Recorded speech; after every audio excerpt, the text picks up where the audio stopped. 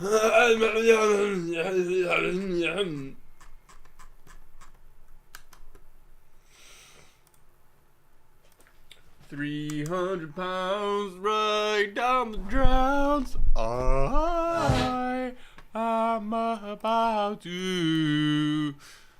£300 down the drown.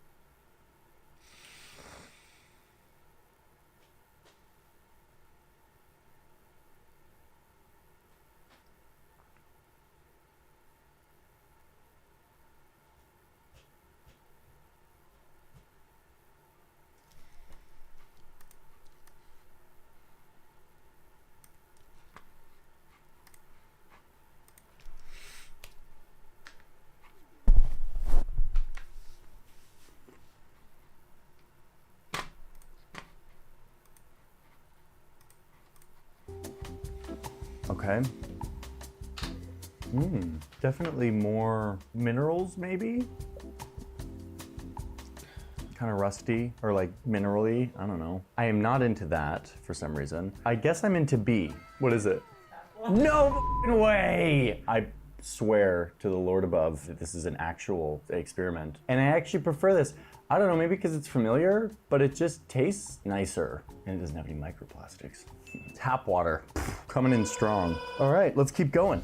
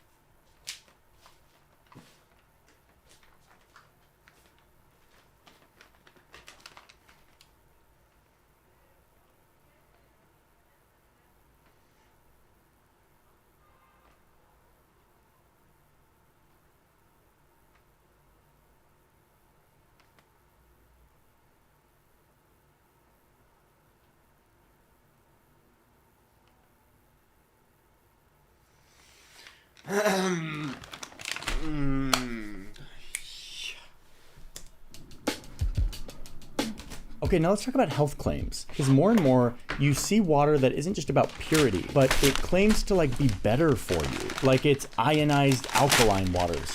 Alkaline water is good. Alkaline, pH. This Icelandic spring water says that it is naturally alkaline. Alkaline just means that the pH number is high, meaning it's not very acidic. The lower the number, the more acidic. The higher the number, the more alkaline. Core hydration, perfectly balanced pH. Alkaline, pH, perfectly balanced hydration. Ionized sport water, pH of 9+. Proprietary electrolyte formula. It's built for all-day hydration for the athlete in all of us. Wow. Makes you think that there's something real special in this bottle. These waters claim something more than just hydration. I'm going to go through each of the claims real quick. I'll put all of the studies in the sources. Let's first start with the one claim that actually has some merit behind it, which is minerals.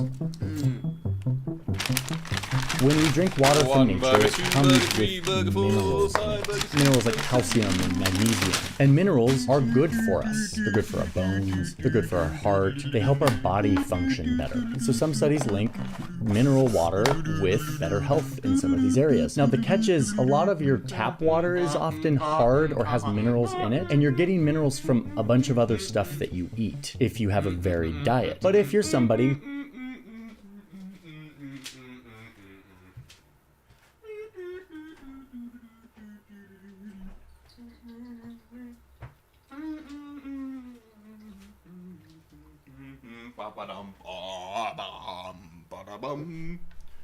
Weed, weed, weed, weed, weed, weed, weed, weed, weed, weed, weed, weed, weed, weed, weed, weed, weed.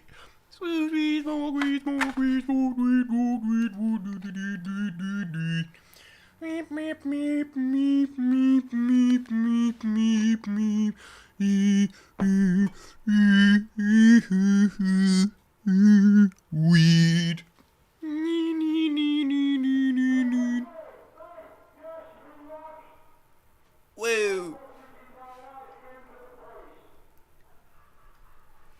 Right, mate.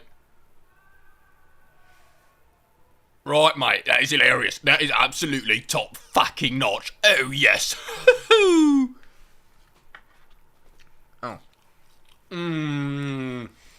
Oh my god. That's so good. Okay. Just need to verify with the Barclays app. Just a brief Momo. Yes. Yeah. Yes. Yes. Well, yes. How are you doing, good sir? Doing just fine. Thank you very much. Lordy-dordy-do. Okay. Another fry for the Lord Lady. Confirm it's you. It is me. It is indeed me.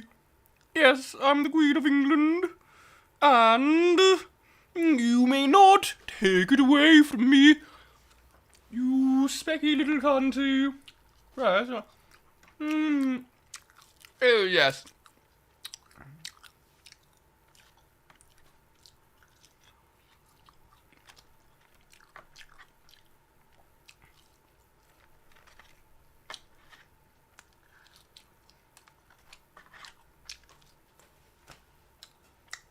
It's me. Yep, that's right. Barclays confirmed. Hotel Trivago. I'm so pumped for this fucking burger. I just need some more water. Ah, yeah.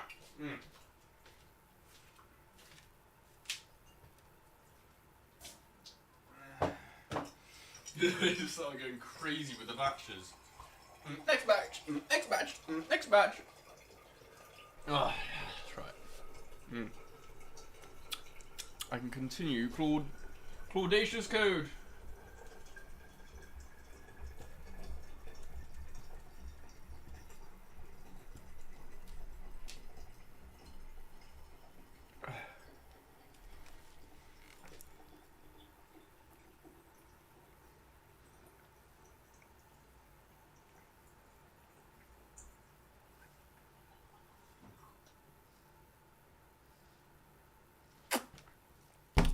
Fucking delicious.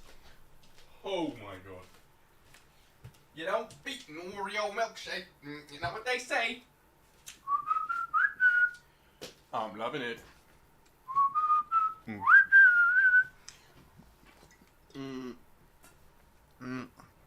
Oh yeah. Skibbity bop butter. Whoa. Pardon me.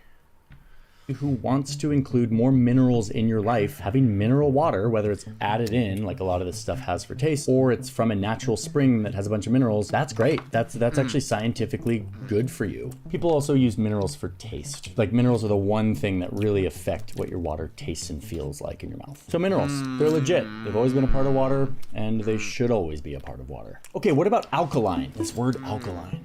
Essentia, #1 ionized alkaline water. Alkaline just means not acidic. And the theory and kind of inference behind this claim is that your body needs to retain a certain alkalinity. It can't be too acidic. And that by drinking this water, you will have, as some say, perfectly balanced pH. Is this more than water? Does the alkalinity make a big difference? I wish it did. It does not, at least according to science. Or, in other words, the Mayo Clinic. They say, for most people, alkaline water is not better than just plain water. That's great. Just like so straightforward. Mayo Clinic. Dietitian from the Cleveland Clinic says that science does not support these claims. It is marketing hype. And to top it off with a third, the British Journal of Sports Medicine concludes that the claim of alkaline or ionized water having positive health effects have a flimsy rationale and no rigorous experimental support. Okay, but what about electrolytes? Electrolytes is a word we've been hearing since the 90s when it comes to like hydration. That seems legit. And indeed, it is. Electrolytes are minerals like salt that hold on to water. And when you are sweating a lot, they do indeed help you replenish your hydration level quicker. That's why they're like the special ingredient in sports drinks like Gatorade. But the reality is that most of us aren't sweating like these guys, super sweaty, like NFL, like volleyball players who are just like sweating. Like they are sweating. Those are real athletes who are sweating all the time. They need to replenish way faster. I go on a 45-minute jog once a day or something and I sweat. I don't need a ton of electrolytes to replenish. I have the rest of the day to do it. So it turns out that electrolyte infused water doesn't confer any extra special benefits than the hydration of just regular water, including the water from the tap out of my old whiskey bottle. I don't know. And that is the upshot of all of this. All of this water that has been story told and packaged to us is really not that much different than this, the stuff that came out of my tap. Now, again, there's some nuance depending on where you live. That might not be the case, but for 90% of Americans, you're not getting much else out of this other than convenience, which if that's why you're buying it, go for it. It is a psychological paradox that people are so willing to mistrust their tap water and so willing to buy into the hype of water that is sold to them with a story and pay 2,000 times the price for it. And that's kind of what's going on with all of this. Let's finish this video by talking about tap water. Finally, is your tap water safe and clean? I've said a million times that yes, it is. And now I'm going to throw a little gray area nuance at you and you will be potentially unsatisfied with the answer, as I am kind of unsatisfied with the answer, but I promise it'll all make sense. I'm going to empower you with knowledge here. In the United States, over 90% of the municipal water sources, our community-based water treatment that comes out of the tap, is clean, which is amazing. The stuff that comes out of the hose and the shower and goes into the toilet and the tap, it's all abundant, clean, safe drinking water. Okay, but watch what happens when I go to this website, Environmental Working Group. If you type in your zip code here, not my real zip code, you will see a bunch of data about your tap water. All of this represents the different contaminants that are in your water. It's basically impossible to have water that has zero trace contaminants. But this group, this Environmental Working Group, has come along and said, yes, this stuff is legal, but it's not ideal. We could do better. If we had a better water system, we would not have this much arsenic, 0.109 parts per billion. They want us to have 0.004. The government is okay with us having 10, and you can see that I'm like 1% of that. So I'm still well below the legal limit, but EWG says that we can do better. There's not a black and white here. There's not a yes, you're safe, no, you're not. Figuring out how high you are above the guideline. That does matter. The higher it is, the higher the risk. See how this is kind of an unsatisfying answer? Like, yes, the water in America is super clean in 90% of the jurisdictions, but according to EWG, there's still a way for us to go. And the point they're trying to make, and I think one that is very compelling, is that this will only happen. We will only get to this like near perfect water if all of us are bought in to having a better water system. Instead, we spend thousands of times more on this stuff, this corporate storytelling about health claims and purity that are often overblown and sometimes totally misleading. So we invest our money in buying their bottles instead of demanding better tap water.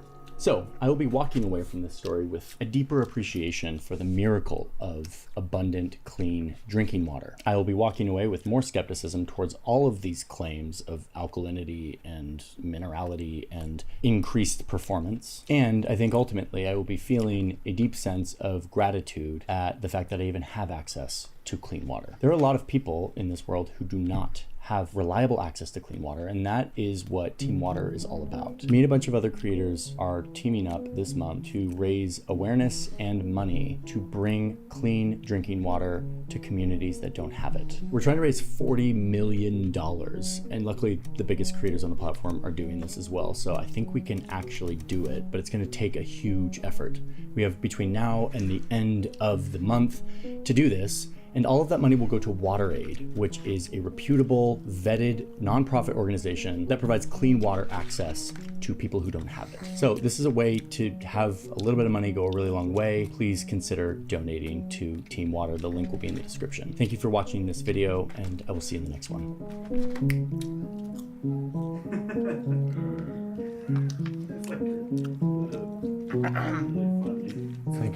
It's cheesy. I love it. Like, yeah, we should just use this as fodder. I'm gonna get a filter for my tap water now. It's good. It could be better. I'm gonna get a filter for under my sink and just do that to feel like I'm 100% good. were pretty damn good. This video is brought to you by Incogni. Now, the difference between an average person and a billionaire is essentially zero. Unfortunately, about 9 of them. Nevertheless, if you're a regular person, you walk around the same streets as both the Riff, the RAF, and professionals all the same. You probably know people who still live at home, friends slumming it with roommates, couples sharing a 2-bedroom, and high earners with a single family home, a dog, 2 kids, and the white picket fence, giving you a decent perspective of life for the average person. But when you're so rich that money basically doesn't matter, everything changes completely. One unavoidable characteristic of becoming a billionaire is that you end up in such an isolated social circle that you often cease to relate to the common person, and your life becomes unrecognizable. For this reason, billionaires actually have more in common with the homeless than they do with most people. Doesn't pay taxes, undiagnosed mental illness, on the kind of drugs you don't even know how to get, and never even heard of the Epstein files. Now, it's natural to look at your life where you work 40 hours a week for just enough to scrape by and think, how does someone even get to be a billionaire in the first place? It's really pretty simple. At some point or another, we've all had the genius thought, what if 1 million people just gave me $1? It would barely inconvenience them, but then I would have $1 million. While most of us stop at this fantasy, impressed by our own raw ingenuity, some people throughout history have gone further, extrapolated on this scheme, and invented what is known today as a business. As an example, Reed Hastings and Mark Randolph thought, what if you give me $16 every month and I mail you Shrek 2 on DVD? Easy $6.5 billion. Elon Musk said, what if you give me $8,000 and I pretend to give you a self-driving car every year for the next decade? Richest man on earth. Mark Zuckerberg said, what if I give you an app that collects all of your personal information in a giant database that I own, and you give me a heat lamp and a bowl of grasshoppers? To really drive home how much wealth billionaires have, when someone says they're a billionaire, they're one of only 800 people in the United States. In contrast, if someone says they're a millionaire, it means they have a house. While politically it's commonplace for progressives to hate billionaires because they epitomize late-stage capitalism, I don't make fun of billionaires because I have an ideological bone to pick. I make fun of them because they're really fucking weird. Recently, Peter Thiel, a tech billionaire and right-wing ideas guy, appeared on a podcast and was asked if he thought the human race should survive. He then stammered over the question for 15 seconds before reluctantly answering with the classic, yes, but. Now, I'm no expert in media training, but as I frequently tell Putin, Hamas, and Benjamin Netanyahu on our weekly Zoom meetings, the correct answer to human rights questions is always to say yes right away, and only reveal later that you had your fingers crossed out of frame. Billionaires like Thiel are almost alarmingly out of touch with how to communicate with the general public because even though he can understand a regular person's life conceptually, he can't relate to them on a personal level. For example, I get really hot at night when I go to bed, so I like to turn the temperature way down, whereas Thiel prefers to sleep in a deep freezer he lays down like a sarcophagus. Now, the good news is that not all billionaires base their whole personality on World of Warcraft expansions and name their company after the magic rock Sauron used to corrupt weak minds and manipulate their will. Warren Buffett, for example, has not only pledged all of his wealth to charity after he dies, but he also still lives a very humble life in his house in Omaha that he bought in 1958 using the change he picked up off the ground. Nevertheless, most billionaires don't do much to shake off the public image that their whole existence is just about lording over their minimum wage warehouse workers as they Zillow the next 2,000 hectares of farmland to buy, sip their cognac, and mutter to their Siamese cat what pleasure it brings them to see the peasants toiling for their coin. But this isn't how billionaires run companies, this is how Mr. Beast comes up with video ideas. The ethical question of should there be billionaires at all is one of the most hot-button issues around right now because wealth inequality has been steadily increasing decade over decade, and many people believe that billionaires don't pay their fair share. This is of course ridiculous, as billionaires get divorced all the time. With that said, it is a common belief that if the government were to confiscate everyone's personal wealth above $999 million, this would lead to a dramatic improvement in the standard of living for the average person. Problem is, even if you were to yoink every stock, bond, and square inch of real estate a billionaire owns, liquidate all of it to straight cash while somehow getting market value, in the US you would get about $6.22 trillion, which would cover 11 months of government spending, or every person in the country would get a one-time payment of around $18,000. While this is nothing to scoff at, if you're one of the people who says we should eat the rich, it's important to consider that the average inheritance in the US is 40. One of the people who says we pay while somehow getting market value, in the US you would get about $6.22 trillion, which would cover 11 months of government spending, or every person in the country would get a one-time payment of around $18,000. While this is nothing to scoff at, if you're one of the people who says we should eat the rich, it's important to consider that the average inheritance in the US is $46,000, meaning you would make more money if you ate just one of your parents. Now, because they can't yet buy more of it, billionaires are experts at managing their time. While flying private is out of reach for most of us, there are other tips you can copy from billionaires to save time in your own life. For example, when I make a new account on a website, I save time by letting Chrome auto-generate an encrypted password. I got this idea from Elon Musk, who uses the same technique to name his children. When you basically reach level 99 in capitalism, you might ask yourself, what do I do now? Not to worry, once you've reached the level cap, there's still plenty of side quests for you to do. While most regular people spend their time playing video games, doing arts and crafts, or playing a sport, billionaires can choose more exotic things like getting bullied on Twitter, criticizing the Chinese government exactly one time, paying pro athletes to make you feel talented, leaving the planet in search of any novelty that will make the emptiness go away, paying to boost your Path of Exile account, then streaming it to prove to anyone who doubted your multidisciplinary genius that they were in fact correct, exploring the bottom of the ocean to uncover its lost secrets, and of course exploring the bottom of the ocean and then dying instantly. In reality, when you're worth even hundreds of millions of dollars, an ultimately rookie amount, you can pretty much have anything you want. Penthouses, luxury cars, private chef, private plane, giant house, and another giant house in a poor country that kinda sucks but has good weather, and you're not sure if purchasing power parity means the gardeners are getting paid well by their standards, or if you just own slaves. With this in mind, if you are a billionaire, it's actually pretty hard to think of a way to flex on multi-millionaires, meaning the 23-year-olds on Raya who look like they're 35 aren't going to message you back. That is, of course, until you remember what separates the centimillionaires from the billionaires. Big boat. Ask a girl if she'd rather be stuck in the middle of a forest with a random bear or a random man, and she picks the bear every time. Ask a girl if she'd rather be stuck in the middle of the ocean with a random shark, or stuck in the middle of the ocean with a random Saudi man, and she picks Muhammad every time. This is because men in the forest are broke, meaning they'll try to touch your boob, whereas men on yachts are rich, meaning they have grown weary of material desires and flew you out business class for your quirky personality. While no one has tried to sex traffic me yet, the closest I've been able to get so far was when I was on a holiday in France several years ago and made a day trip to Monaco. Now, for people not in the know, Monaco is a tiny sovereign nation basically inside France and is like a Vatican City tax haven for the ultra wealthy. They have a little garden you can look at near the Monte Carlo casino, which was the only thing I could afford. And as you walk through, you're like, oh, look, a little building. Hopefully this one's a bathroom. Nope, just another Audemars Piguet watch kiosk. Then you pee on it anyway because you're in Europe.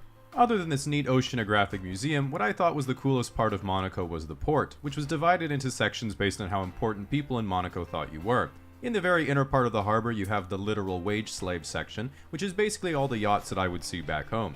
Then there's Worthless, which had the biggest yachts I have ever seen in real life prior to this. After that, you have Starter Yacht, which are like floating New York City penthouses. Then the last section in the harbor is, finally, a real yacht, which is one giant pier for the 2 or 3 mega yachts that rule the Monaco postcard photo and cost at least $100 million each.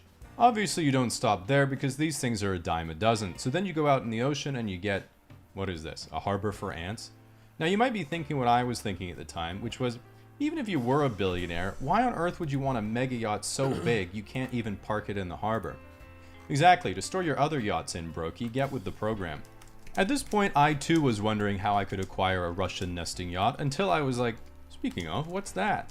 And maybe a few kilometers farther out from the shore was this thing, which is the world's largest sailing yacht, and in the top 5 most expensive yachts ever built. It's owned by Andrei Melnichenko and designed by the guy who made this cool lemon squeezer that my mom just bought. Even though I had forgotten the oligarch-class yacht existed, this guy claims he doesn't even have ties to the Russian state, making him just a regular, unimportant billionaire.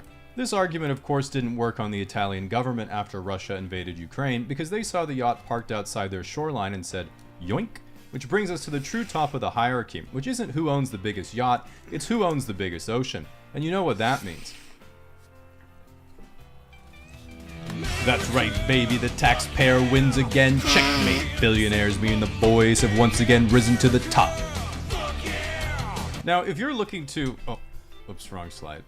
If you're looking to avoid calls from the IRS or other scammers that manage to get your email or phone number from Zuckerberg's databank, you should try today's sponsor, Incogni. Incogni is a service that contacts data brokers on your behalf to request the removal of your information from their products and services. This means it won't be able to be purchased or acquired by potential scammers, spammers, or crazy exes, even though you wish they would sometimes. This is something data brokers have to comply with, they just don't really want to, so to do it yourself manually would take dozens or hundreds of hours. All you have to do is sign up for an Incogni account, and right away it'll get to work, while giving you reports on what has been initiated, in progress, and completed. When you use it for the first time, you're going to think, How did it start so fast? I haven't even told it what my data is yet. But that's what you did when you signed up, suddenly causing you to realize why it makes sense that everyone in the world has your email and phone number now. If you'd like to give Incogni a try, you can use promo code CASUALLY at the end of the description to save 60% off an annual plan. Just make sure you leave a bowl of grasshoppers out for Mark, as he comes for you when you rest.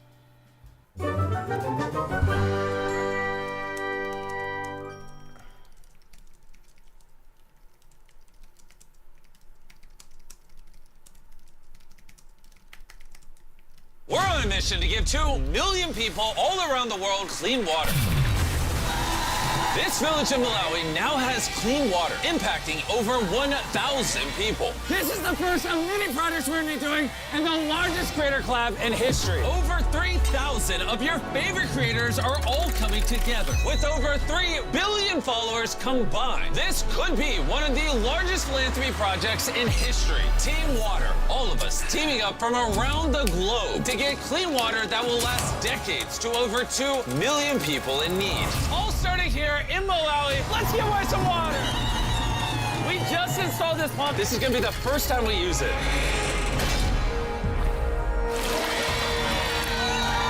So the first cup of water is going to the village chief. Oh, he's down in it.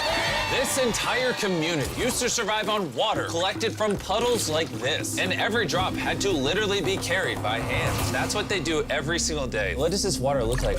I mean, look at all that dirt. If I drank this, would I get sick? Yes, you probably shouldn't. I think we can all agree this is very unacceptable. I mean, look at those chunks of just dirt in this water. They will no longer happen now that we have that well. With local leaders, we made sure that clean water is no longer a concern here. Bro, look how excited they are. Over 1,000 people that live around here are going to be supported by just this pump. Orchid or Bit, who wants to sub in? I'm getting tired. These two have 55 million subscribers combined and are just 2 of the thousands of creators that make up Team Water. Here you go. That's a lot of water. Jimmy, is it gonna last forever? As long as this well is maintained, which is obviously what Team Water is going to do, this well can practically last forever. The well we started at and this water pump are just the beginning. Team Water is on a mission to raise $40 million so that we can provide over 2 million people with clean water. Let's keep going. Next, we went to South America, where we received an amazing welcome from the people of Colombia. You guys are too kind. You don't have to do this. Amazingly, the pump for the local water source was designed from spare parts by one man with no formal training. You built this with recycled bicycle parts. Sí. And this well is what's currently supplying over 1,000 people with water. Sí. Oh my goodness. Out this pipe comes water that the communities are drinking. And at first glance, this water doesn't look too bad. But really, there are little particles of dirt and more importantly, bacteria that is constantly getting everyone here very sick. Which is why, literally right beside the well that Cristo made with bicycle parts, we built this giant water filtration system. The system filters water in 3 stages. This removes dirt, sand, and large particles. The water is then pumped into here, which removes the bacteria and even smaller particles, and then it's pumped into here, which removes the saline. So that fresh water can be pumped through this pipe. Everyone here very sick. Which is why, literally right beside the well that Cristo made with bicycle parts, we built this giant water filtration system. The system filters water in 3 stages. This removes dirt, sand, and large particles. The water is then pumped into here, which removes the bacteria and even smaller particles, and then it's pumped into here, which removes the saline. So that fresh water can be pumped through this pipe. If anyone deserves the first glass of water to come out of this filtration system, it's Cristo. You might guess. Oh, he's going right for it. Oh, he's downing it. Do you approve? One in? Hey, thank you. Even YOLO, with over 33 million subscribers, couldn't help himself. This water is better than in my home. Team Water is going around the globe with all of your favorite creators, like Mark Rober, the Stokes Twins, and so many more, with the mission of bringing clean water, the most basic human right, to millions of people. We also built this massive water storage container that can hold the equivalent of 20,000 bottles of water. And because we brought a ton of reusable bottles, we couldn't wait to share the fresh, clean water with the community. Hey, we got water for everybody here! But unfortunately, nearly 1 in 10 people don't have access to clean water, which is why we need your help to raise $40 million. On average, every dollar donated will provide one person with clean water for an entire year. To power the water filtration system, we installed a solar farm here, but we couldn't stop there. We also have a special surprise for all the little kids. That's your brand new playground. They're way more excited about the playground than they were about the water I gave them. We then traveled to the site of an existing clean water project, where more than 100 kids come to school just to get clean water. Here you go. Here you go, little man. Mash, this one's empty. But even though this community has access to clean water, there was still a problem. Since people from over 4 communities have to walk far to reach the central water source, we added 3 tanks nearby for easier access. Now, I'm gonna show you how much walking it's gonna save people in the community. Oh, these jugs are so heavy. Push. It's hard to believe. Nearly 1 in 10 people don't have access to clean water. So for every $1 they donate, someone on average will get 1 year of clean water. Oh my gosh. Well done, Jimmy. As you can tell, it's very hard to carry water. Team Water goes above and beyond to take care of people. And of course, we also gave this community a playground.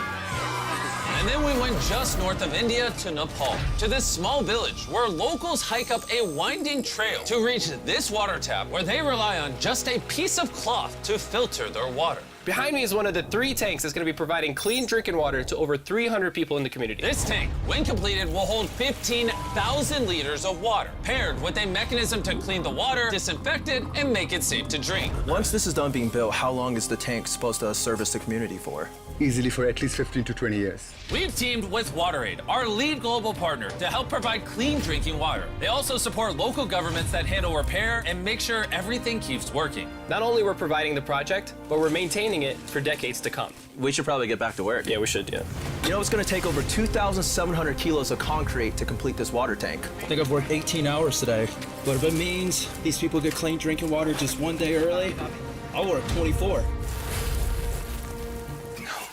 Don't look me in the eyes doing this, bro. Those 3 water tanks will provide clean drinking water to 71 households and around 300 people. On average, every $1 donated is going to provide clean water for an entire year to someone in need. Make sure to donate. And if you're in the United States, you might think this only affects other countries. But science creator Mark Rober and I are hard at work. Because in 2022, flooding caused Jackson, Mississippi's entire water system to fail, which had this assisted living facility struggling. Having water to brush your teeth, prepare meals for your food, to take a bath. And to solve this issue, we have a machine that pulls water out of the air. That's right, an atmospheric water generator. And I have no idea what that means, which is why I brought Mark Rober. What does this do? So you know how on a really hot day, your glass gets beads of water on the outside? Yeah, because like the water goes through the glass It's to the outside. not going through the glass, Jimmy. That water is coming from the air. This machine cools down the air, and then it can't hold that water anymore, at which point you collect it in this big tank. Plus, it purifies it all in the process. It's basically just squeezing and wringing out air. How is that humanly possible? This water is so clean and fresh, you could use it in an operating room. Really? Cheers. Wow, science is amazing.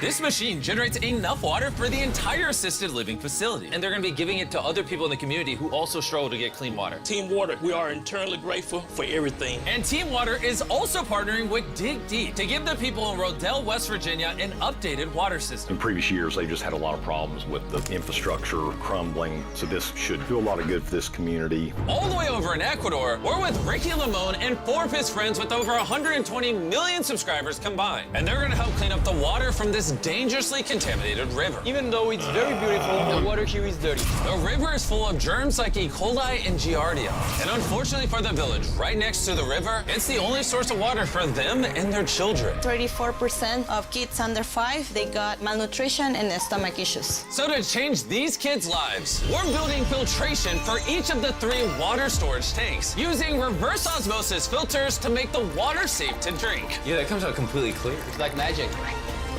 Excelente. I know that means very good.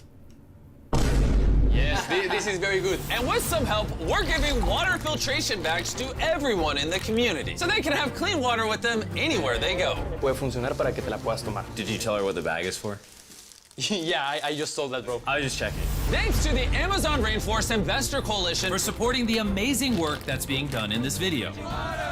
Meanwhile, across the world in Zambia, fitness creator Brownie is at the largest community in this video. There are a staggering 9,000 people that do not have access to clean water here, and their only option is to dig shallow wells that often get polluted. It's not covered, so when we receive rainfall, there's flooding into this well, it gets contaminated. You find yourself in the hospital. So we installed 3 10,000-liter water tanks to make sure that every last one of the 9,000 people here have access to clean water. Is it good? Yes, good. Now that these tanks are supplying brand new water stations all around the community, they can finally fill those old unsafe wells. Let's go. putting a stop to this! The projects you guys saw in this video are just a sample size of what we're gonna be doing with Team Water to give 2 million people clean water all around the world. 5 years ago, we did Team Trees, where we raised $20 million to plant 20 million trees. And 3 years ago, we did Team Seas, where we raised $30 million to pull 30 million pounds of trash out of the ocean. And now we're back with Team Water, only this time it's the audacious goal of $40 million. To give 2 million people all around the world clean water for decades each. And none of this would be possible without our lead global partner, WaterAid. If you want to donate, just click the donate button down below, or you can go to teamwater.org, where you can see every single donation, you can leave messages when you donate, you can also see the top donators. Me and Mark Rover know we can't raise $40 million on our own, which is why you're going to see thousands of creators uploading videos, TikTok, shorts, reels, Instagram photos about Team Water. And on top of donating, I need you guys to go engage with all that content. I need you to share it. I need you to spread the word. I need you to harass your favorite creators to support Team Water. Do your part to make this a success. If you're watching this video when it first goes up, you'll notice the counter doesn't start at $0. It's starting at $500,000. That's because Shopify, who powers the Team Water merch store, has stepped up with a $500,000 donation. Thank you, Shopify. Also, special thanks to YouTube, who will match the next $2 million donated to Team Water. So if you donate to Team Water right now, instead of giving someone a year of clean drinking water, you'll actually be giving them 2. Crazy stuff. With my most recent experience with Gemini DeepThink, the answer was spectacular. This is a mathematical conjecture that was made by some people some years ago. They didn't manage to prove it back then. They checked many cases and then they just left it as a conjecture. I asked the statement of the conjecture to Gemini DeepThink, and it seems like it proved it right away with a completely different method. When I was thinking about solving that question, I was thinking about maybe 3 different things, 3 different ideas, but it seems that DeepThink was thinking about 20 or 100. Many, many different possibilities and then pursuing them. The DeepThink mode that the users will get access to is basically very similar to the DeepThink mode that we use to achieve the gold medal standard at the IMO. So the achievement of IMO is very good. Basically a major milestone in artificial intelligence. Artificial intelligence. Human very good.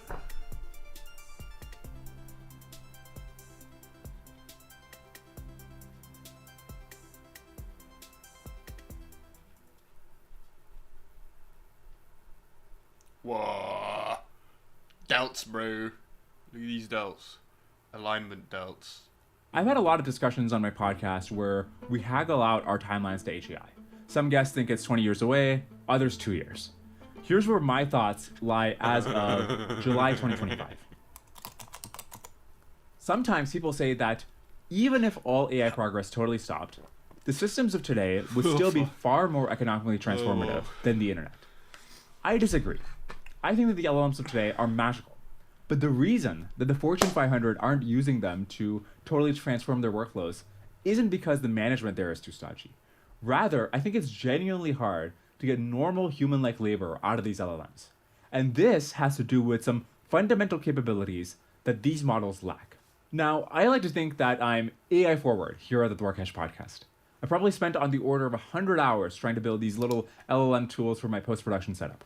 And the experience of trying to get them to be useful has extended in my timelines. I'll try to get an LLM to rewrite auto-generated transcripts for me, to optimize for readability in the way that a human would be able to rewrite them. Or I'll try to get them to identify clips from a transcript that I feed in. Sometimes I'll try to get them to co-write an essay with me, passage by passage. Now, these are simple, self-contained, short horizon, language in, language out tasks. The kinds of assignments that should be dead center in the LLM's repertoire. And there are 5 out of 10 of them. Now, don't get me wrong, that is impressive. But the fundamental problem is that LLMs don't get better over time the way a human would. This lack of continual learning is a huge, huge bottleneck. The LLM baseline at many tasks might be higher than the average humans, but there's no way to give a model high-level feedback. You're stuck with the abilities you get out of the box. You can keep messing around with a system prompt, but in practice, this just doesn't produce anything close to the kind of learning and improvement that human employees experience. The reason humans are so useful is not mainly their raw intellect. It's their ability to build up context, to interrogate their own failures, and to pick up small improvements and efficiencies as they practice a task. How would you teach a kid to play the saxophone? Well, you'd have them try to blow into one, and then they'd see how it sounds, and they'd adjust. Now, imagine if this was the way you had to teach saxophone instead. A student takes one attempt, and the moment they make a mistake, you send them away, and you write detailed instructions about what went wrong. And you call the next student in, and the next student reads your notes and tries to play Charlie Parker cold. And when they fail, you refine your instructions, and you invite the next student. This just wouldn't work. No matter how well honed your prompt is, no kid is just going to learn how to play the saxophone from reading your instructions. But this is the only modality we have to teach LLMs anything. Yes, there's RL fine-tuning, but it's not a deliberate, adaptive process in the way that human learning is. My editors have gotten extremely good, and they wouldn't have gone that way if we had to build bespoke RL environments for different subtasks involved in their work. They've just noticed a lot of small things themselves and thought hard about what resonates with the audience and what kind of content I like and how they can improve their day-to-day workflows. Now, it's possible to imagine ways in which a smarter model could build a dedicated RL loop for itself, which just feels super organic from the outside. I give some high-level feedback, and the model comes up with a bunch of verifiable practice problems to RL on. Maybe even a whole environment in which it gets to rehearse the skills that it thinks it's lacking. But this just sounds really hard, and I don't know how well these techniques will generalize to different kinds of tasks and feedback. Eventually, the models will be able to learn on the job in this organic way that humans can. But it's just hard for me to see how that could happen within the next few years, given there's no immediately obvious way in which to slot in continuous learning into the kinds of models that these LLMs are. LLMs actually do get kind of smart and useful in the middle of a session. For example, sometimes I'll co-write an essay with an LLM. I'll give them an outline and I'll ask it to draft the essay passage by passage. And all its suggestions up till paragraph 4 will just be bad. I'll just rewrite every single paragraph from scratch and tell it, look, your shit sucked. This is what I wrote instead. And at this point, it will actually start giving good suggestions for the next paragraph.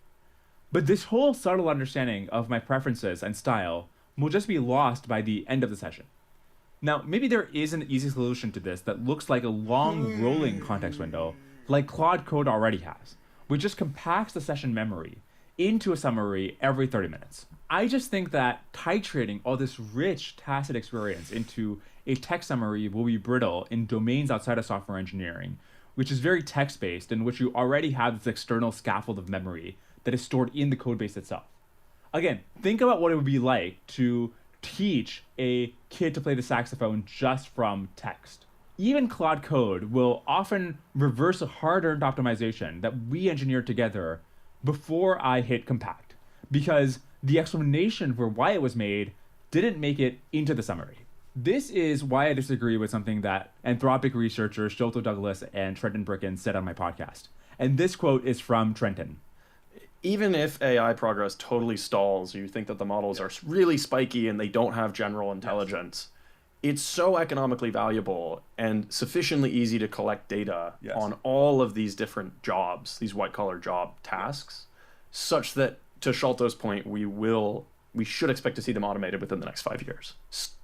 Into a graph 4 will just be... No, I can't do that.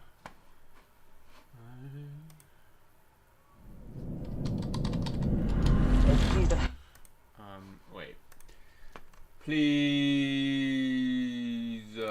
Why can't I delete my cards?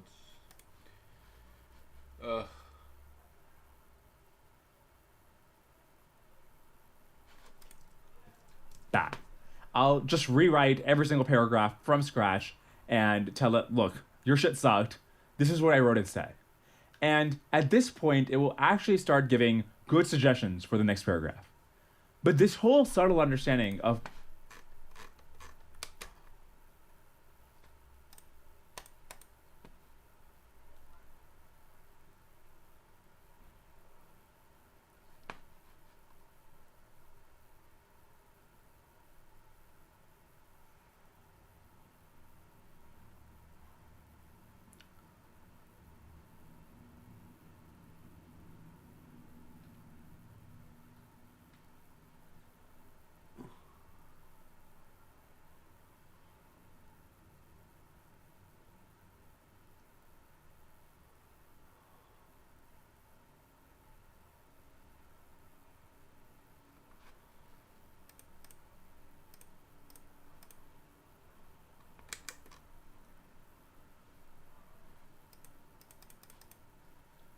Wow.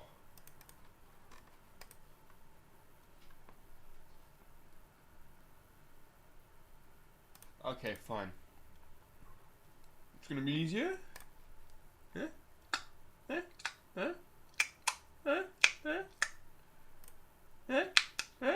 Huh? Huh? Huh? Huh? Gummy bear.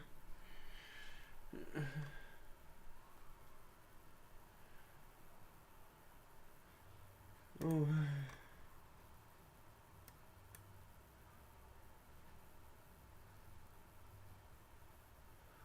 Oh, I'm a gummy bear.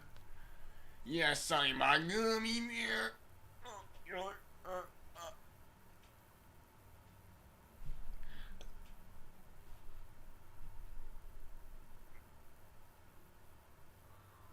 That's what the baby wants to say.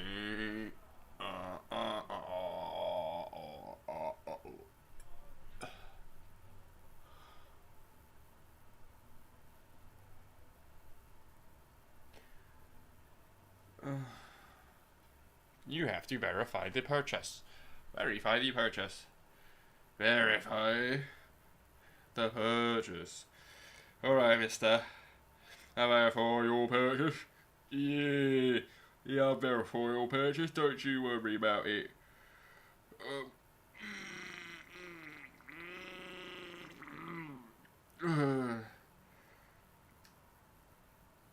With excellent time and that is. And there's time for those people. Ooh, boom,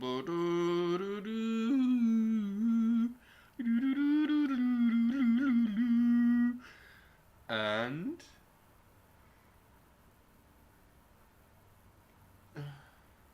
let's try again. Let's resend the notifications. Right? Yeah, that's what I say. Yeah. Yeah. That's what I say. That's what I say. Yeah.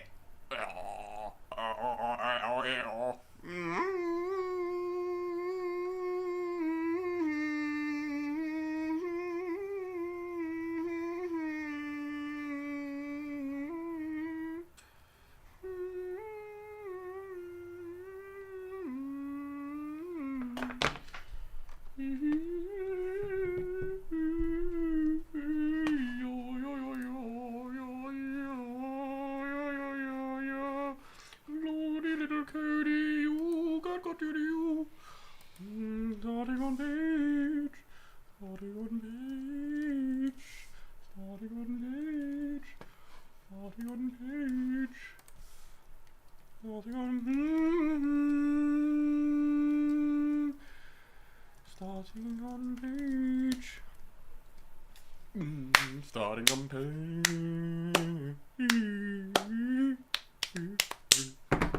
Yeah. Wow. Musical theatre. They say I am a freaking genius. Right. What's this got to say? Of my preferences and style will just be lost by the end of the session. Now, maybe there is an easy solution to this that looks like a long rolling context window, like Claude Code already has, which just compacts the session memory into a summary every 30 minutes. I just think that titrating all this rich tacit experience into a text summary will be brittle in domains outside of software engineering, which is very text-based, in which you already have this external scaffold of memory that is stored in the code base itself. Again, think about what it would be like to teach a kid to play the saxophone just from text. Even Claude Code will often reverse a hard-earned optimization that we engineered together before I hit compact, because the explanation for why it was made didn't make it into the summary. This is why I disagree with something that Anthropic researchers Sholto Douglas and Trenton Bricken said on my podcast. And this quote is from Trenton. Even if AI progress totally stalls, you think that the models are really spiky and they don't have general intelligence, it's so economically valuable and sufficiently easy to collect data on all of these different jobs, these white-collar job tasks, such that, to Sholto's point, we should expect to see them automated within the next 5 years. If AI progress totally stops today, I think less than 25% of white-collar employment goes away. Sure, many tasks will get automated, Claude for Opus can technically rewrite auto-generated transcripts for me. But since it's not possible for me to have it improve over time and learn my preferences, I still hire a human for this. So even if we get more data, without progress in continual learning, I think that we will be in a substantially similar position with all other kinds of white-collar work. Yes, technically AIs will be able to do a lot of subtasks somewhat satisfactorily, but their inability to build up context will make it impossible to have them operate as actual employees at your firm. While this makes me bearish about transformative AI in the next few years, it makes me especially bullish on AI over the next decades. When we do solve continual learning, we'll see a huge discontinuity in the value of these models. Even if there isn't a software-only singularity where these models rapidly build smarter and smarter successor systems, we might still get something that looks like a broadly deployed intelligence explosion. AIs will be getting broadly deployed through the economy and doing different kinds of jobs and learning while doing them in the way that humans can. However, unlike humans, these models can amalgamate their learnings across all their copies. So one AI is basically learning how to do every single job in the economy. An AI that is capable of this kind of online learning might rapidly become a superintelligence, even if there's no further algorithmic progress. However, I'm not expecting to watch some OpenAI livestream where they announce that continual learning has been totally solved. Because labs are incentivized to release any innovations quickly, we'll see a broken early version of continual learning, or test drive training, or whatever you want to call it, before we see something which truly learns like a human. I expect to get lots of heads up before this big bottleneck is totally solved. When I interviewed Anthropic researchers Sholto Douglas and Trenton Briggen on my podcast, they said that they expect reliable computer use agents by the end of next year. We already have computer use agents right now, but they're pretty bad. They're imagining something quite different.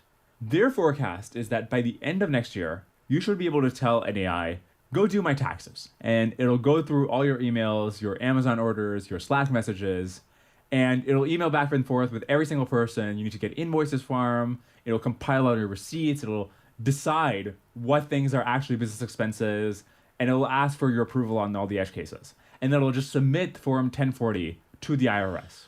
I'm skeptical. I'm not an AI researcher, so far be it for me to contradict them on the technical details. But given what little I know, here's why I'd bet against this forecast. 1. As horizon lengths increase, rollouts have to become longer. The AI needs to do 2 hours worth of agentic computer use tasks before we can even see if it did it right. Not to mention that computer use requires processing images and video, which is already more compute intensive, even if you don't factor in the longer rollouts. This seems like it should slow down progress. 2, we don't have a large pre-training corpus of multimodal computer use data. I like this quote from Mechanize's post on automating software engineering. Quote, "For the past decade of scaling, we've been spoiled by the enormous amount of internet data that was freely available for us to use. This was enough to crack natural language processing, but not for getting models to become reliable, competent agents. Imagine trying to train GPT-4 on all the text data that was available in 1980. The data would have been nowhere near enough, even if you had the necessary compute." End quote. Again, I'm not at the labs, so maybe text-only training already gives you a great prior over how different UIs work and what the relationship is between different components. Maybe RL fine-tuning is so sample efficient that you don't need that much data. But I haven't seen any public evidence which makes me think that these models have suddenly gotten less data hungry, especially in domains where they're substantially less practiced. Alternatively, maybe these models are such good front-end coders that they can just generate millions of toy UIs for themselves to practice on. But 3, even algorithmic innovations, which seem quite simple in retrospect, took a long time to iron out. The RL procedure, which DeepSeek explained in their R1 paper, seems simple at a high level, and yet it took 2 years from the development and launch of GPT-4 to the release of O1. Now, of course, I know that it's insanely and hilariously arrogant to say that R1 or O1 were easy. A ton of engineering and debugging and pruning of alternative ideas was required to arrive at a solution. But that's precisely my point. seeing how long it took to implement the idea of, look, we should train a model to solve verifiable math and coding problems, makes me think that we're underestimating the difficulty of solving the much gnarlier problem of computer use, where you're operating in a totally different modality with much less data. Okay, enough cold water. I'm not going to be like one of these spoiled children on Hacker News who could be handed a golden egg-laying goose and would still spend all their time complaining about how loud its quacks are. Have you read the reasoning traces from O3 or Gemini 2.5? It's actually reasoning. It's breaking down a problem and thinking through what the user wants, and it's reacting to its own internal monologue, and it's correcting itself when it notices that it's pursuing an unproductive direction. How are we just like, oh yeah, of course a machine is going to go think a bunch and then come up with a bunch of ideas and come back to me with a smart answer? That's just what machines do. Part of the reason that some people are too pessimistic is that they haven't played around with the smartest models in domains where they're the most competent. Giving Claude Code a vague spec and just sitting around for 10 minutes while it zero shots a working application is a wild experience. How did it do that? You can talk about circuits and the training distribution and RL or whatever, but the most proximal, concise, and accurate explanation is simply that it's powered by a baby general intelligence. At this point, part of you has to be thinking, it's actually working. We're making machines that are intelligent. My probability distributions are super wide, and I want to emphasize that I do believe in probability distributions, which means that work to prepare for a misaligned 2028 ASI still makes a ton of sense.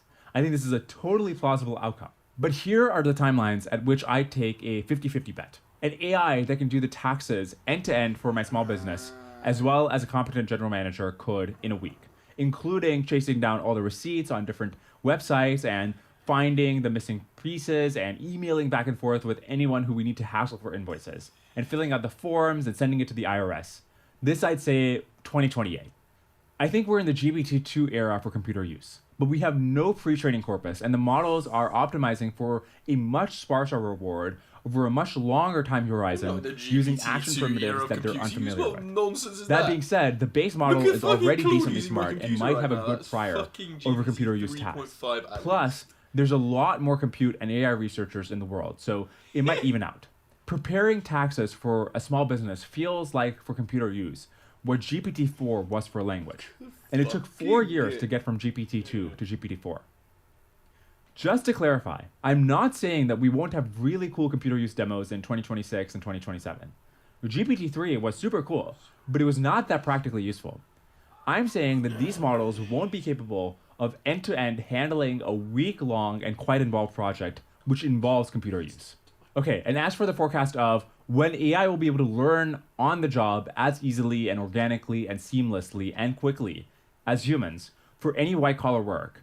For example, if I hired an AI video editor after 6 months, it would have as much actionable, deep understanding of my preferences and our channel and what works for the audience, as well as a human would. I'd say this would come in 2032. Now, while I don't see an obvious way to slot in continuous online learning into the kinds of models these LLMs are, 7 years is a really long time. GPT-1 had just come out this time 7 years ago. It doesn't seem implausible to me that over the next 7 years, we'll find some way to get these models to actually learn on the job. Now, at this point, you might be reacting, wait, you made this huge fuss about continual learning being such a huge handicap, but then your prediction is that we're 7 years away from what, at a minimum, looks like a broadly deployed intelligence explosion? And yeah, you're right, I am forecasting a pretty wild world within a relatively short amount of time. AGI timelines are very log normal. It's either this decade or bust. Not really, it's more like lower marginal probability per year, but that's less catchy. AI progress over the last decade has been driven by scaling training compute on the frontier systems. It's been over 4x a year. This cannot continue beyond this decade, whether you look at chips or power or even the raw fraction of GDP that is used on training. After 2030, AI progress has to mostly come from algorithmic progress.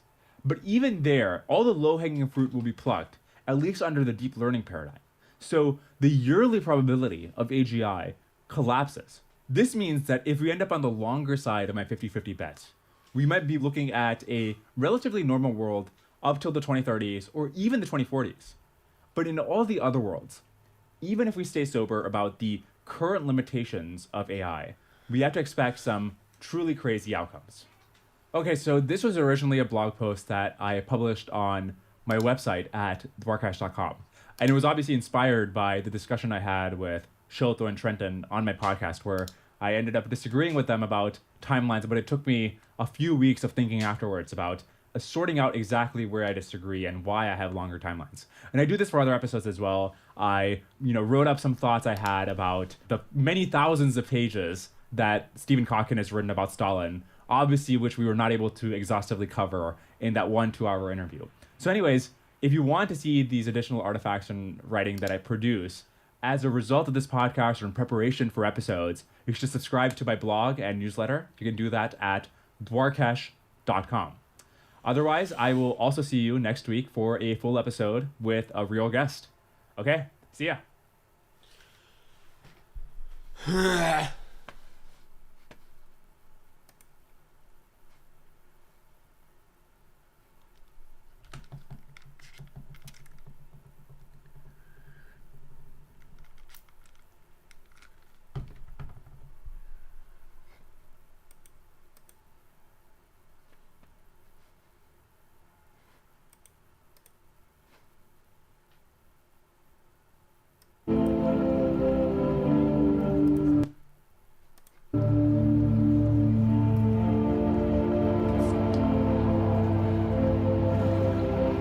Water, the elixir of existence. Water is incredibly important for so many things. For example, look what happens when I commit arson.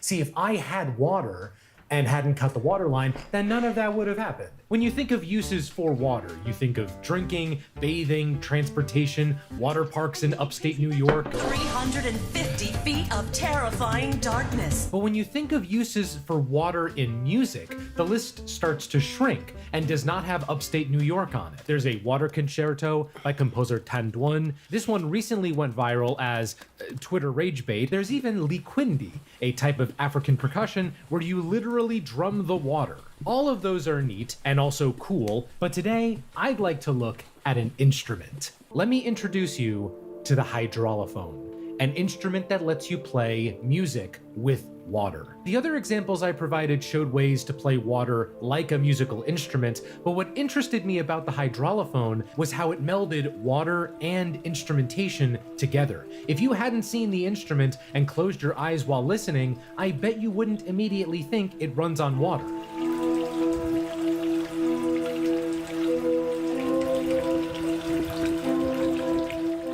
But I wanted to go one step further. I wanted to see and hear and play a hydraulophone for myself. So to do this, I had to go to the greatest city in the United States.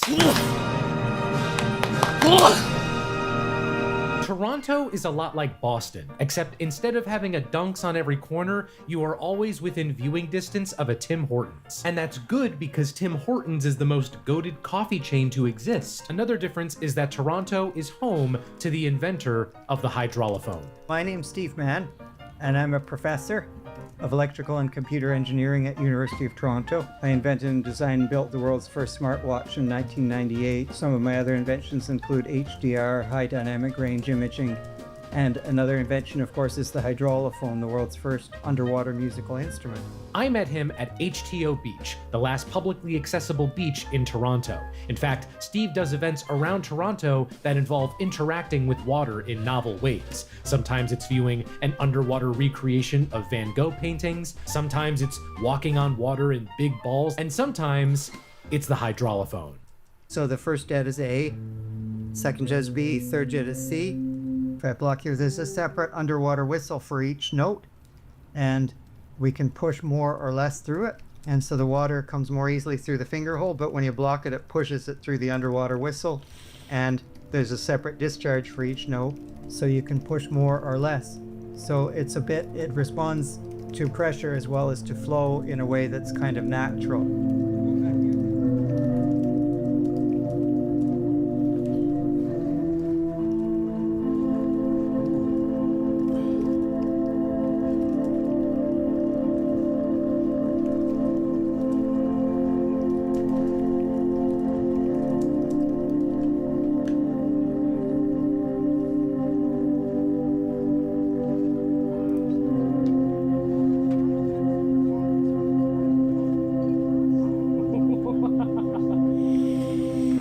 Playing the hydraulophone was a real surprise for me. At first glance, it may look simple, but there's something about covering the holes, feeling the water rush out from under your fingers, that felt tactile and real. The closest instrument I could think of to the hydraulophone would be certain early pipe organs like the hydraulic organ or the hydraulis. There's a key difference though. The hydraulis used water to generate airflow. The air was still created.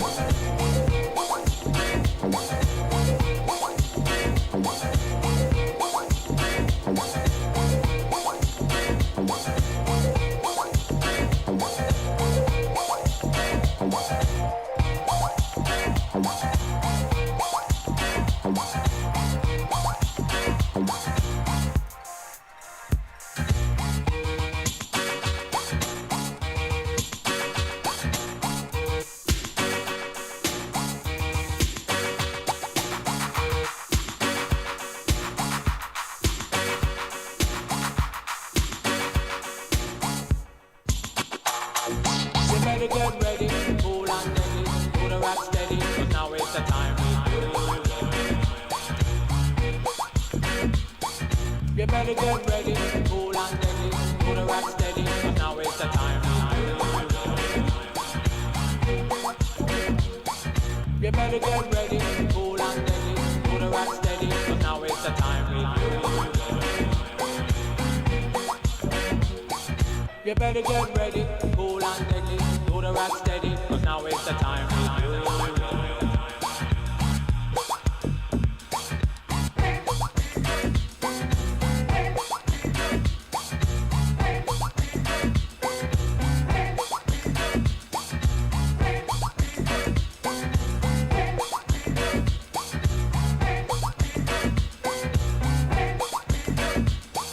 You better get ready, cool and deadly, do the rock steady, cause now it's the time.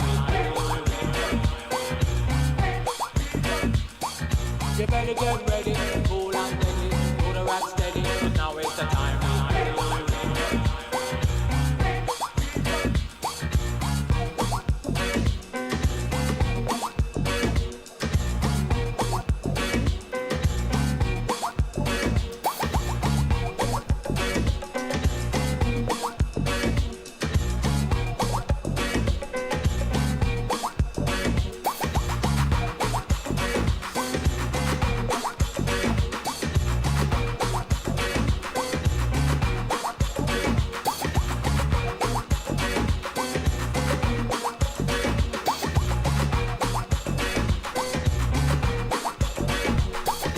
You better get ready, cool and deadly, do the rock steady, now it's the time.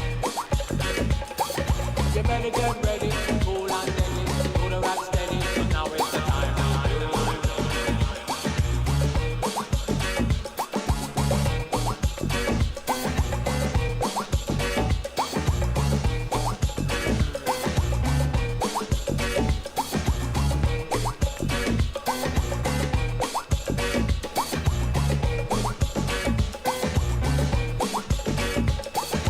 You better get ready, cool and deadly, do the rock steady, now it's the time.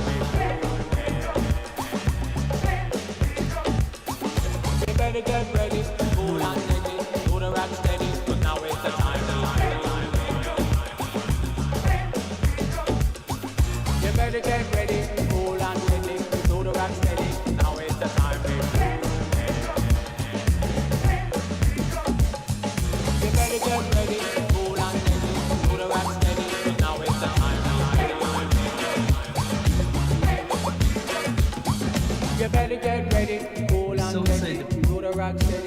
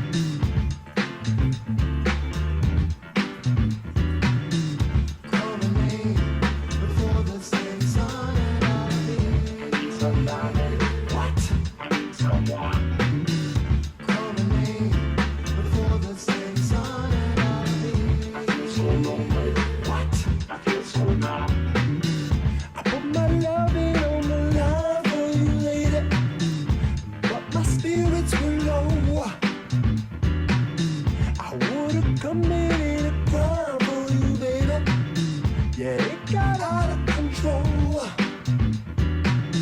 I know my temper's been kinda crazy. Somebody, what? Someone.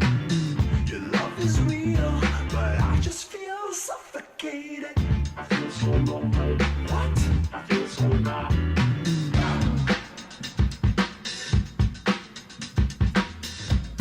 I thought we had this conversation already.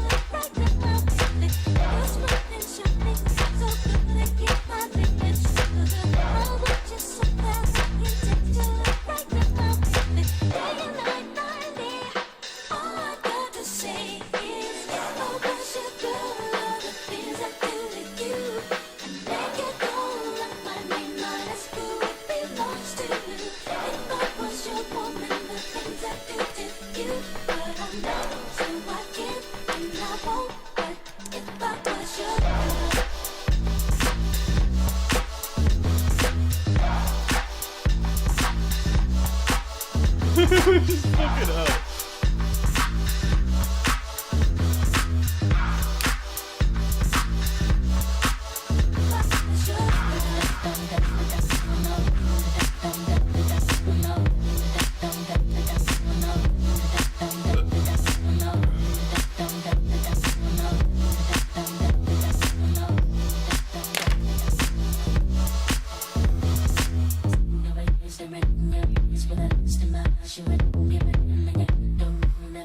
What do you think? Rate this house track.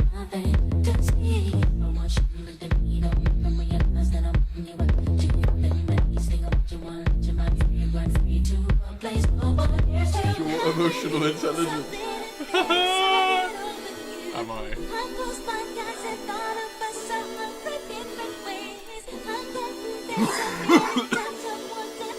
Yeah.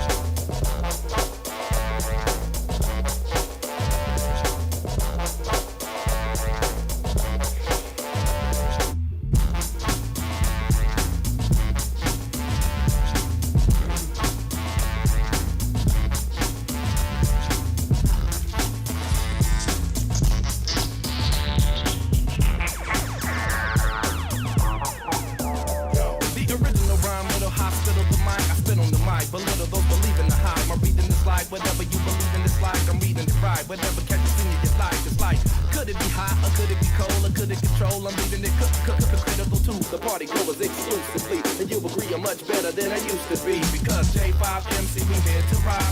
Bombs like thoughts can never be stopped. You heard the four of us, even though it's six. Guaranteed to succeed while we're bringing you this. I give J5 the best again. South Central MC in the place to be. Come on, say ho if you know that my flow gets you out on the floor and make you sweat and jump.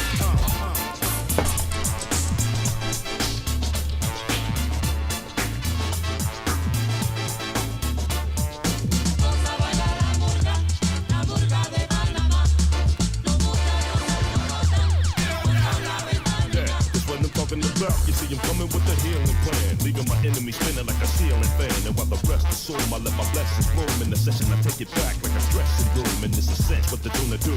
Turn her until you're convinced I'm as heavy as a French quarter funeral. So that we're beautiful, musical pharmaceuticals. Ladies and gents, this event's indisputable. Hey, please, ladies, grab your waves. Fellas, grab your girl and touch up the curl. Cause these MCs minus 5 degrees. Time to see, y'all can get it live with.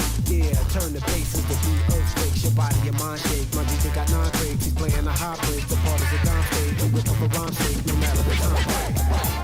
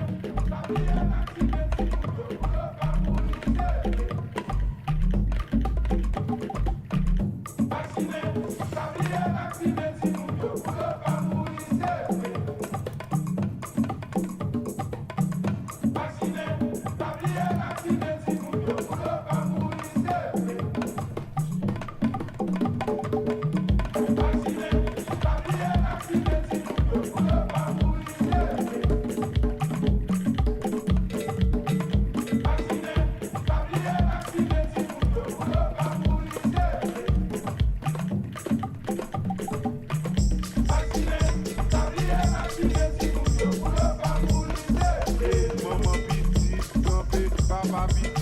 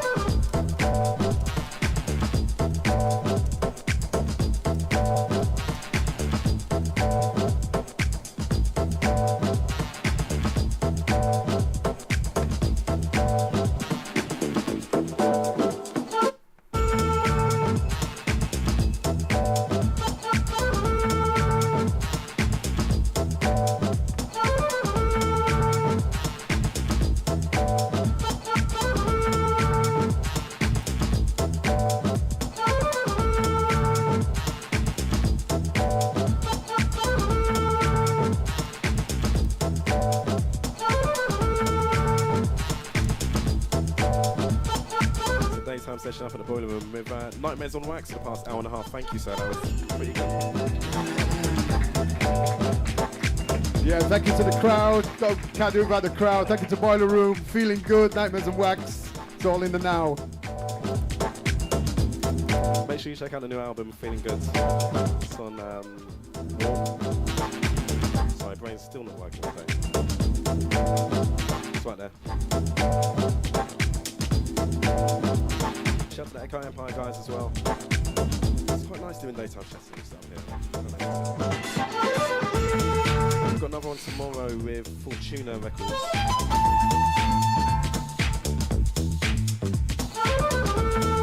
Then we've got our first show downstairs in the studio for a little while with Blue Hawaii.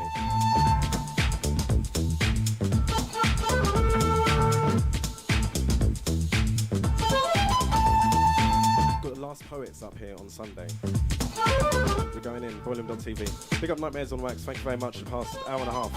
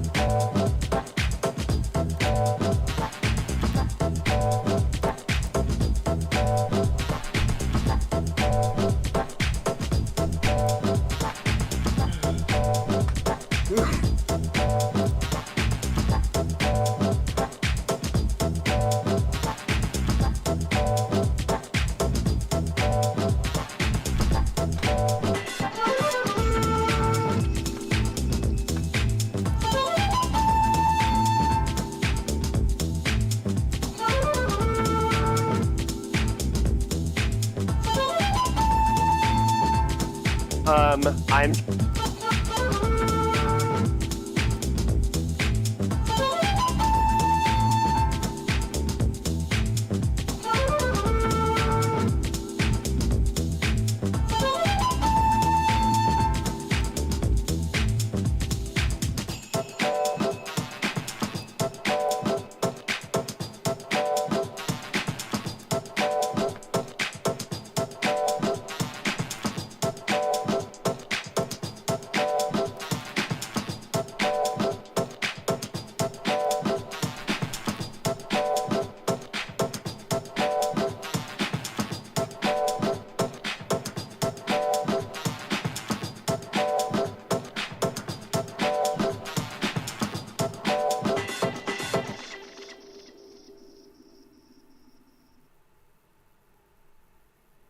See you later.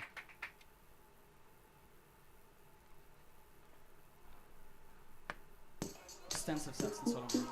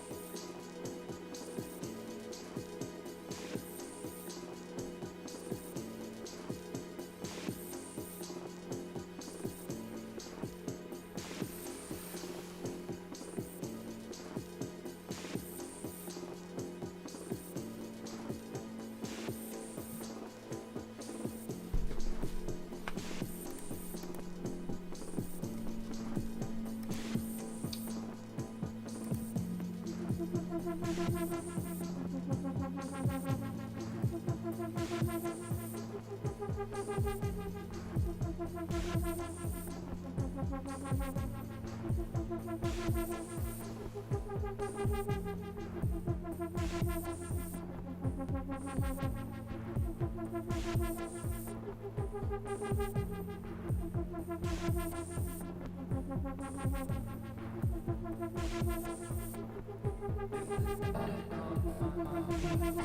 swear to God.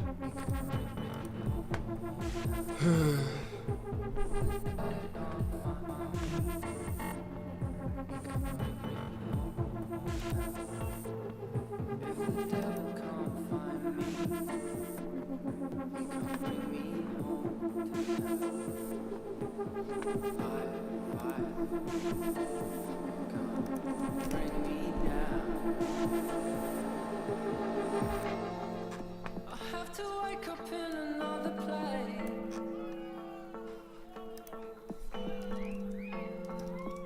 In this atlas world, they want to find me dead in my sheets. They want to find me. If the devil can't hear me, he can't bring me home to hell. Fire, fire, you're gonna bring me down. I have to wake up in another place. Yeah. In this atlas world, they want to find me dead in my sheets.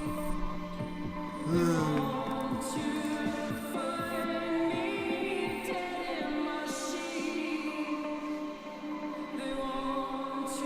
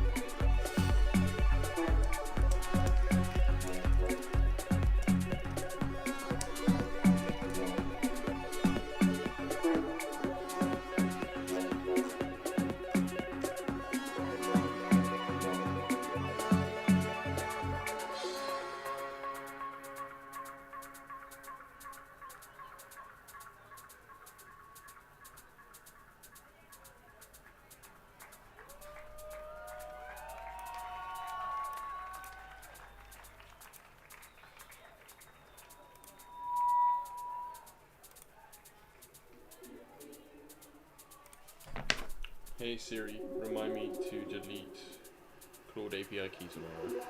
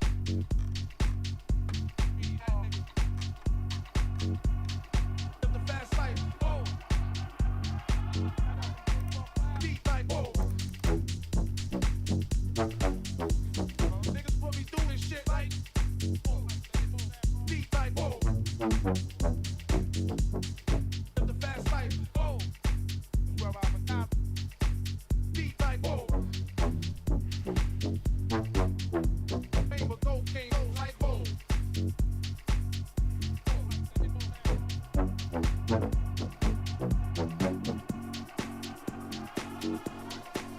fast life, oh.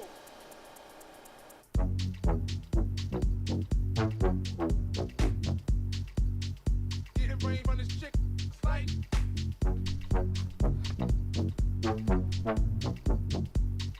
The fast life, oh. Where I forgot. Niggas put me through this shit like.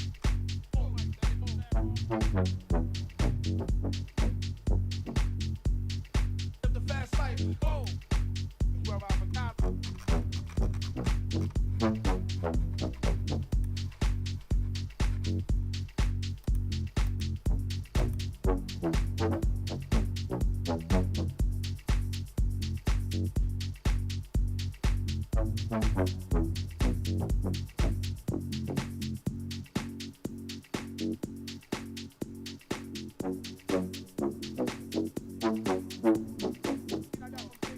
Beat like, oh.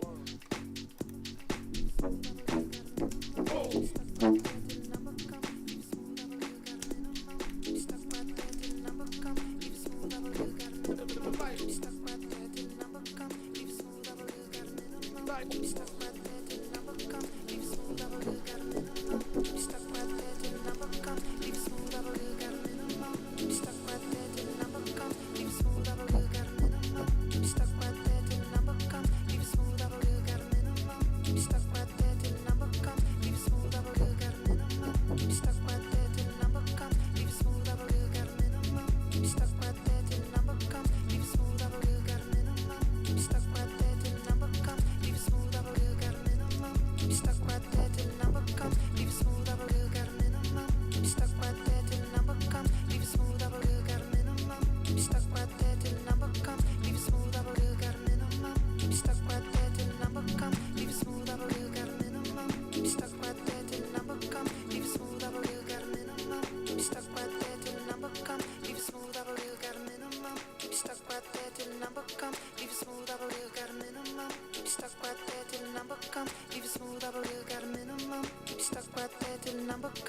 it smooth, I believe got a minimum. Keep you stuck right there till the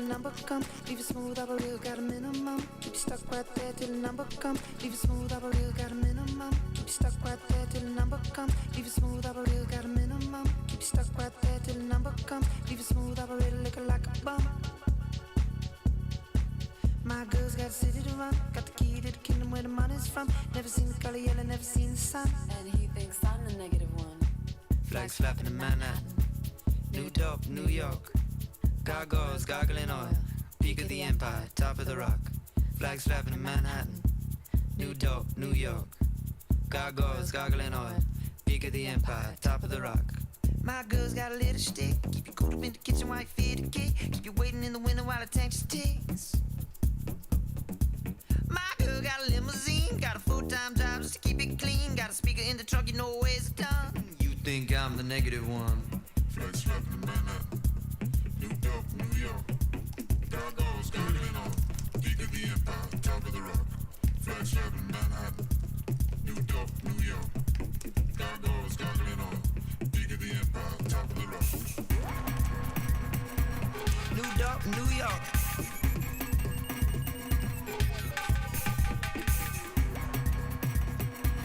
New dope, New York.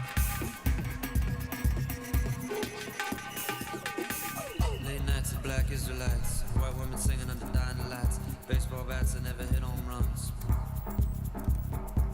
Late nights of black Israelites. White women singing under dying lights. Baseball bats that never hit home run. I got a baseball bat, never hit home run.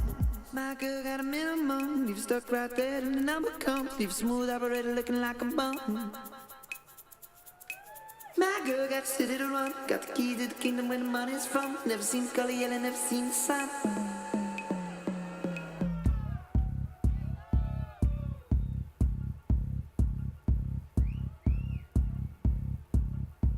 My girl got a minimum. Keep you stuck right there till the number comes. Leave it smooth operator looking like a bum. My girl's got a city to run. Got the key to the kingdom where the money's from. Never seen the color yellow, never seen the sun. And he thinks I'm the negative one.